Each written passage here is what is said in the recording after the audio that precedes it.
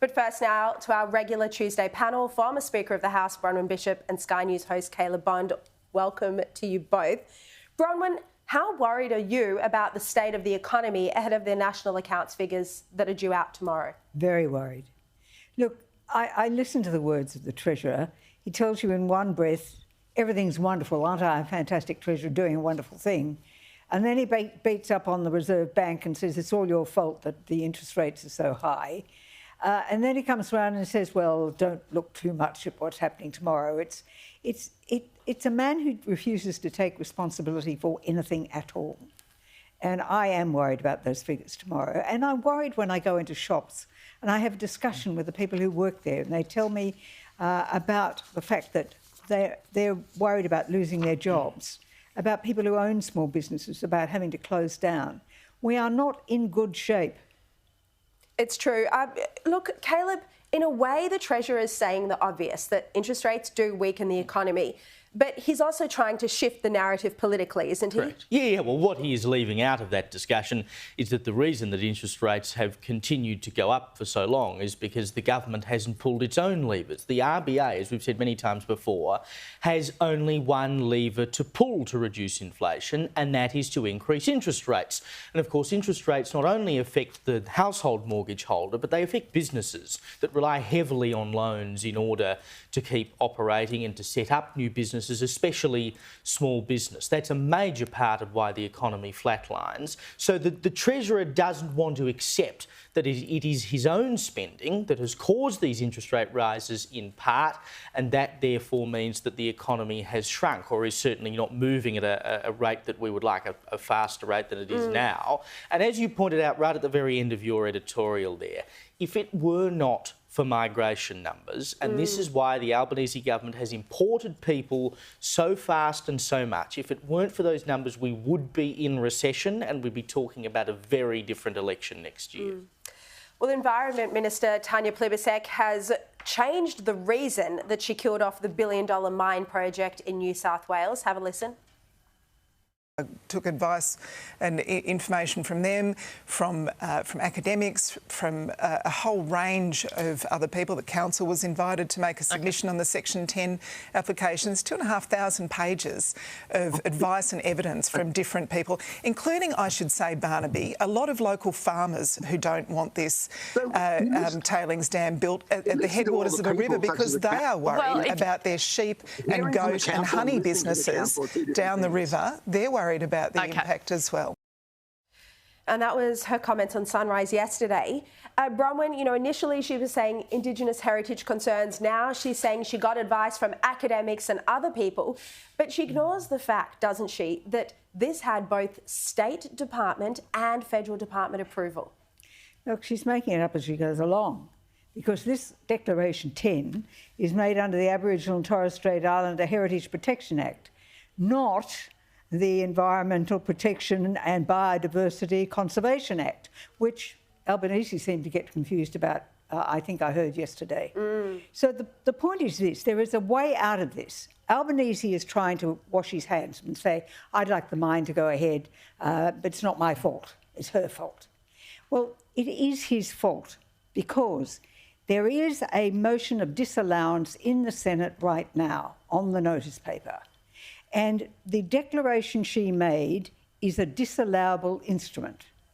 And if that disallowance motion sits on the ballot paper for 15 sitting days and is not resolved nor withdrawn, then the declaration automatically is disallowed.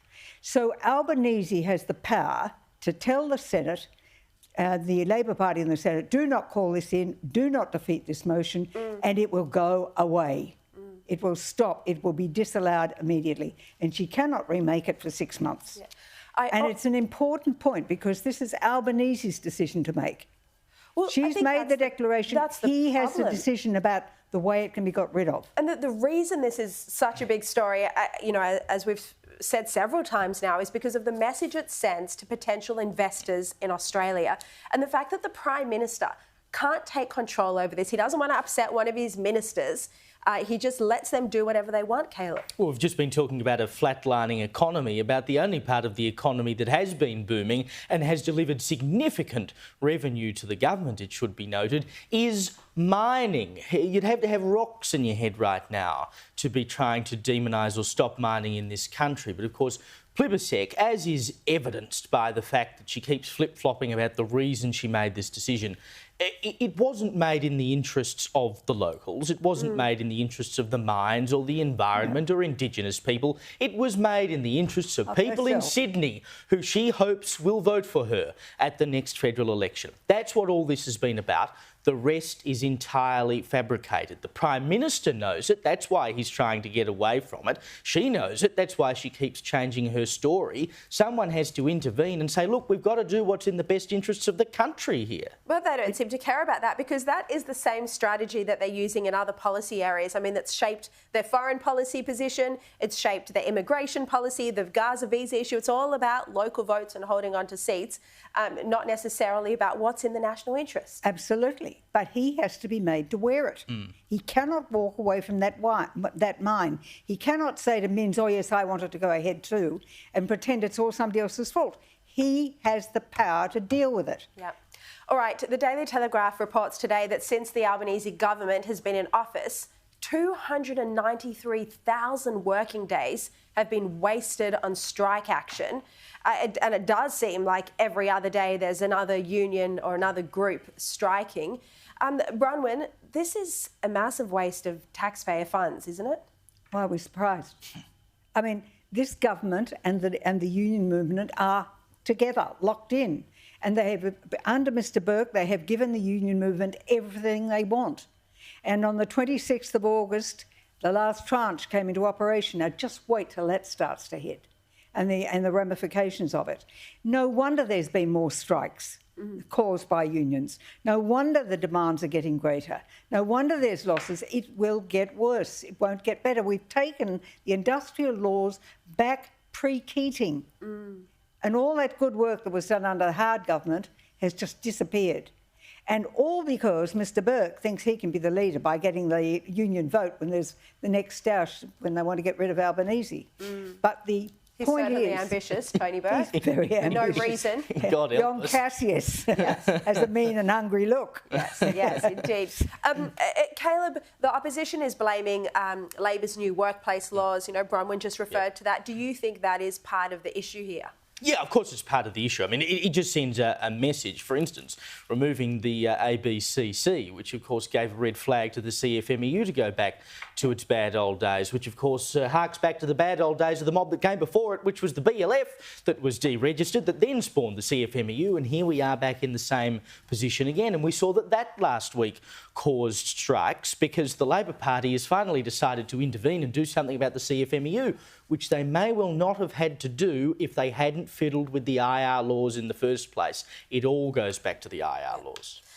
Look, just before we go quickly, let's turn to the big story that Andrew Clennell here on Sky broke earlier today. He confirmed that Labor would partially ban TV gambling advertising within 2 years and impose a ban on online gambling ads. Bronwyn, do you agree with this? Look, when we come to the gambling issue, we have to realise there are competing forces. There's still some of the old wowserism that exists in Australia, which has been here for 200 years. And that still underlines a lot of the anti-gambling movement.